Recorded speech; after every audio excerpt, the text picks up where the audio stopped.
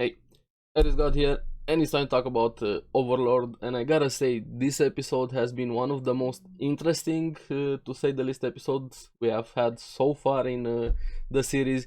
It's not just focused on Nazarick. We see it picks up from the last scene. We see new characters, new interactions. A very interesting point brought up by one of the characters in this episode is progression of civilization a good thing or a bad thing. Actually gave some pause to Ainz, and we're gonna talk about that last scene with that character coming in at the end, doing his thing and leaving. Coming in, does his thing, and then leaves Giga Chad style. But yeah, we have quite a bit to talk about in this episode, so let's get into it.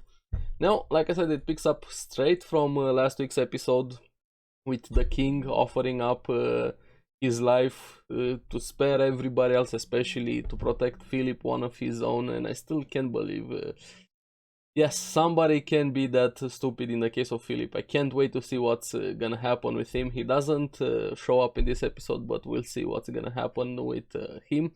And Albedo just straight up laughs at the king's offer, but still gives him some credit, saying, "I've misread you in the past. You wouldn't have made this this offer." But after that, everybody just being in complete shock. Even I wasn't expecting this. I was like, "Hey, we're just gonna obliterate Ren and just give them a threat."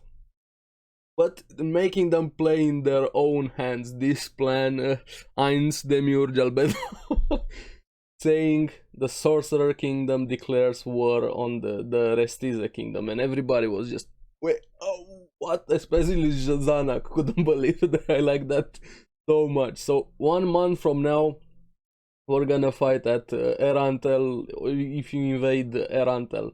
And I want someday Albedo to look at me like the way she looked at one of the dude that interrupted her while she was like, "Are you really interrupting me while I'm saying the words of the Supreme Being? How dare you? Do you want to die before this month is even up?" That face of disgust right there. Yeah, Albedo, that dude dodged a bullet, to say the least, having no idea what he almost did right there. And Albedo just leaves with one last message from the Sorcerer King. "I do not intend to cast any large spells this time. Let's have some fun." Of course. Just manipulating them left and right like toys in the palm of his hand right there. That was a really fun way to start up the episode. Then it got into a bit more serious stuff. We get to see Brain a bit. I kind of missed Brain talking at training some kids over there with a girl around, talking about everything that has happened, the war starting, the power of the Sorcerer King, also thinking of Gazef. Even looking back right now, I kind of wish I respect Gazef for what he did back then, for standing his ground, still going against the Sorcerer King, still going against Ainz, knowing he was gonna lose. But I still wish he made a different choice there. Imagine if Gazef actually joined Ainz, how things could have gone. That would have been interesting. But yeah, I do miss Gazef. But hey, we still have Brain, still thinking of his friend, everything that happened, still having that sword that has a chance to maybe wound Ainz. But he also wants to save the kids, get them away from the war, and his legacy to survive, also his swordmanship. He still sees himself not good enough, always putting himself down, but he wants at least part of him to survive. So we're gonna see what's gonna happen with those kids, which ties in quite very well. I think this might be the connection that maybe Ainz and Brain are gonna have. Those kids might bridge the gap between them despite everything that happened, and we're gonna get to that conversation with Ainz, because after this we have a bit of a time skip. 1 month later over there, the war is about to start. Ainz praising Demiurge and Albedo for everything they did. Albedo was super happy to get some praise. And this is where we see the master plan, so to say, how they started preventing other countries from supporting ARESxGOD Kingdom, from interfering. They literally isolated the ARESxGOD from from the world over there. Even Ainz was a bit shocked. This was too easy. There were no problems. And yeah, he has a point there. Everything has kind of gone way too smoothly. Maybe it's tied to the last scene, and we'll get to that now. Even Kokyuto's been asked there, did you learn anything from defeat? And Ainz kind of went a bit of in his own TED talk, and I agree with this. Power is not everything, and Shalter also had to learn this lesson quite very well with everything that happened for Kokyuto's also. You can always have power, but it's not just about power. Experience matters quite a lot. You are underestimating people. You can learn from defeat, and thanks to this, they're also gonna get more responsibility. Ainz is gonna rely a bit more on the Guardians for now, and this is where it kind of, I don't like it. Not the responsibility part, because last week's episode we didn't have the full context because we're missing the movie with the Holy Kingdom. We don't really know what exactly happened there with Demiurge, because they kind of split themselves into, hey, you're gonna deal with this country, you're gonna deal with this region, and so on. So hopefully we're gonna get the movie pretty soon to get the full context. But now it's Ainz's turn to be in charge of conquering a region over here, and his plans kind of seem messy, but I'm sure in the end everything is gonna be all according to plan. Especially Demiurge is gonna tie in something, some connection, some dots, some everything, and he's gonna say, hey, this is part of the 10,000 year plans. I love Demiurge, and the way he sees Ainz, the way he's not on a pedestal. I think Ainz is on Mount Olympus in his mind. I like that quite a lot, but Ainz still plays the role telling them, I want you guys to watch how I handle all of this, and his inner thoughts, I'm just buying time. I was just buying time.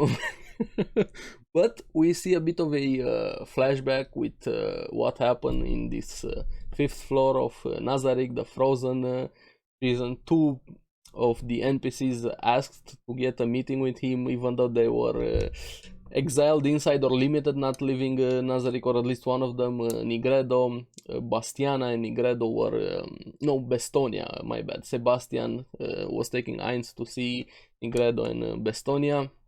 Nigredo was banned from leaving. Now, this is where we see Nigredo, Albedo's sister. Yeah, Albedo's sister, which they're quite different, to say the least, not just appearance-wise, because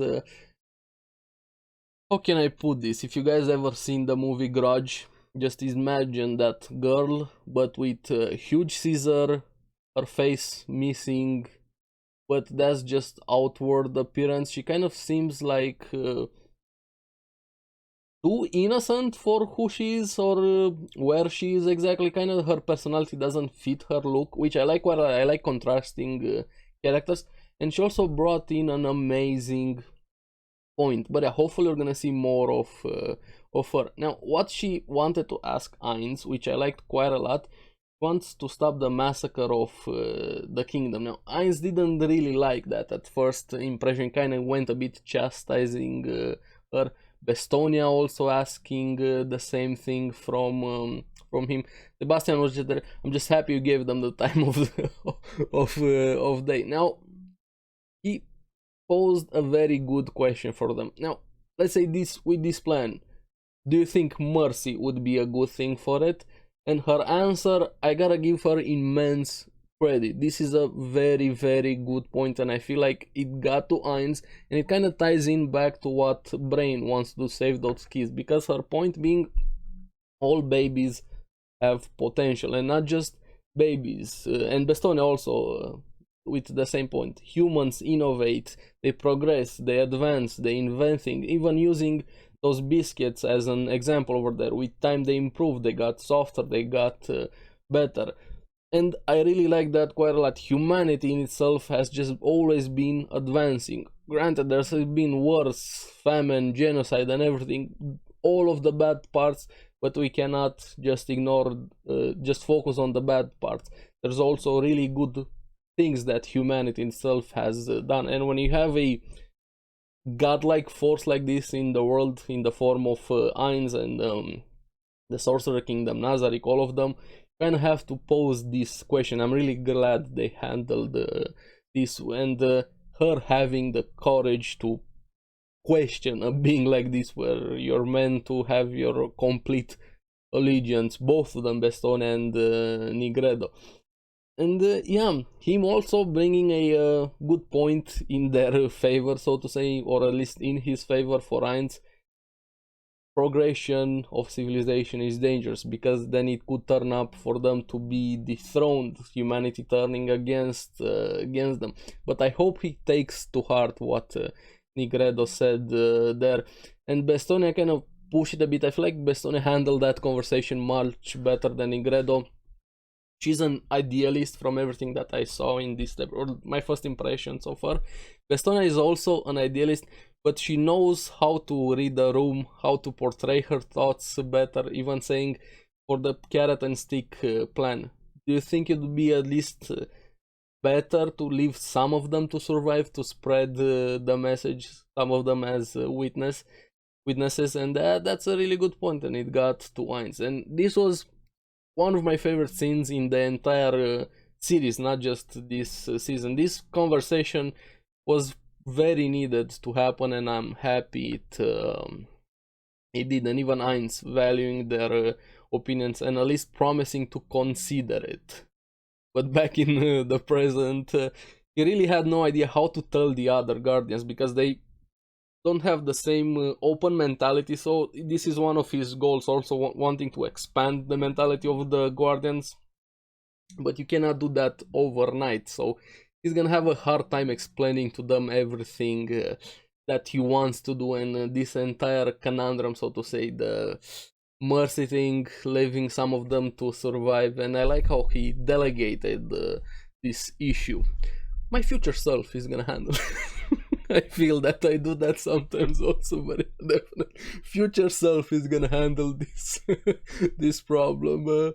Yeah, I definitely felt that one. Now, this is where we see a bit of the other world, a new city, so to say, and now, well, the port city with Count Nayaura, which I like quite a lot. I honestly liked him quite a lot with what I saw about him in this episode. Lilinette, one of the adventures, was also really awesome, and we'll get to her. But Nayaura, I was just looking from the tower, seeing the undead army coming in to basically annihilate them, and talking with one of the adventurers from the 4 armaments. I don't think we got the name of her. She's the leader. I'm just gonna call her leader. But I liked his mentality, or at least how he accepted everything that was happening. Could have been a bravado, putting on a brave face, but he didn't appear to be worried. He knew what was happening, what he had to do, or at least he had those adventures. I don't know how much help they would have been if that last thing didn't happen in the scene. We'll get to that. But he also knew they couldn't really escape, so they had to prepare for the fight. And I think those witnesses told them what was gonna happen, and this is why he knew that they couldn't really escape, even seeing in there in the army one Death Knight and one Death Warrior, one with the shield, one with dual wielding, which were pretty important in this episode. I feel like they gave a bit more importance to 2 random NPCs, to non-sentient NPCs, so to say. But this is where we have probably the funniest scene in the episode. While they're preparing, having a speech, preparing the troops for fighting, deciding what to do and so on, one of the 4 armaments, Lilinette, asking a very important question. He wanted as a reward magic items, even asking the Count, do you have any magic items? And yeah, I do. A 5-colored holy sword, an elemental sword, has the power of the elements. And she got very interested, but was like, I think there's a lot more to her than her wanting the swords. That's the impression I got, and it was confirmed a bit later on. But the Count was awesome, and Lilinette. Now, what he wanted for the sword was for her to become the concubine of his son. Now, this got a bit complicated, family relations. He has so many sons spread all over the world. It felt like a soap opera there. But the end part, that his 3rd son, that was the son he wanted her to be the concubine to. But the kicker was that he was 12 years old, and when she heard that, let's just say, drooling started. She's into Shota. And that was her goal. I don't really she didn't care about the sword. She just pretended, went about the roundabout way to get to the shot, pretending she wants the sword. And everybody knew. The face the count had there was priceless. And Lilynet's face, I really hope we're gonna see more of Lilyneth. That was the funniest moment in the entire episode. That poor kid has no idea what's in store for him. But awesome, really fun moment. Now this is where it gets a bit more serious, them getting ready to fight, trying to figure out how powerful those two Death Knight and Death Warrior are. The one with the shield even started charging. They threw everything they could at him, arrows, magic, fire. Didn't really have an effect, so to say, or at least a visible one, and there's just keep going until there's nothing left.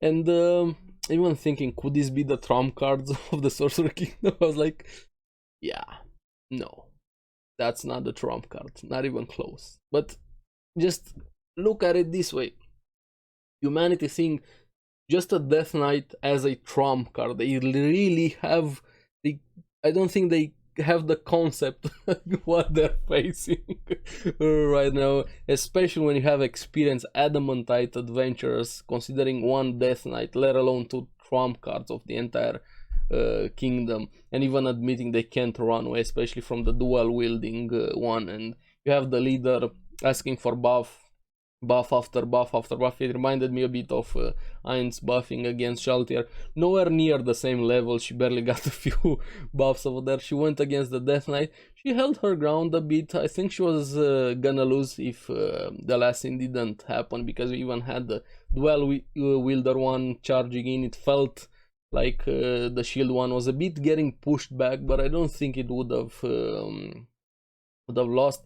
Even the leader saying, it's time to run away, I'm gonna stay behind, gonna sacrifice myself basically for you guys to run away. They wouldn't have run away either, probably gonna stay there to face their end.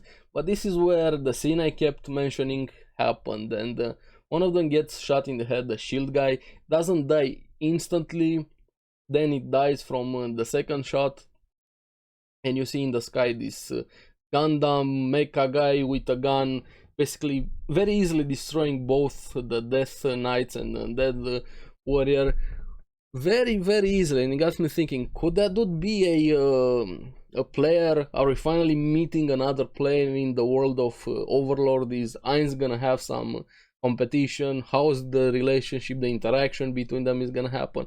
Does he know? So many things going through my head. Finally things are getting a lot more interesting, more serious, so to say. And one of the adventurers was saying, could that mecha guy be an adventurer from the Vermilion Drop? Is it another group? Could they know him? Is it just a powerful adventurer that is capable of taking out undeads?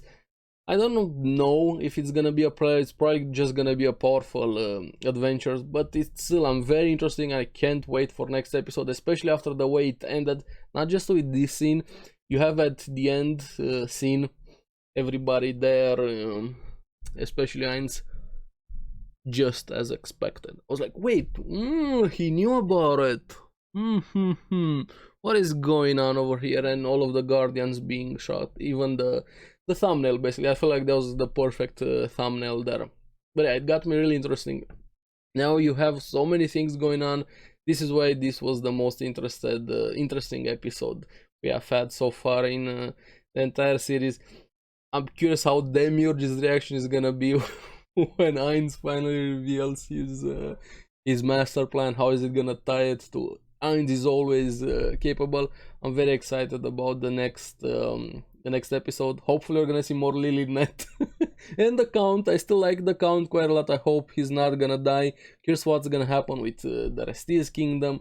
So many things, plots, subplots. We still have to see the movie also, but overall this has been an awesome episode. Again, I'm having so much fun with Overlord. I'm curious what you guys thought about the episode and the series so far. How do you feel about how they handled the movie thing?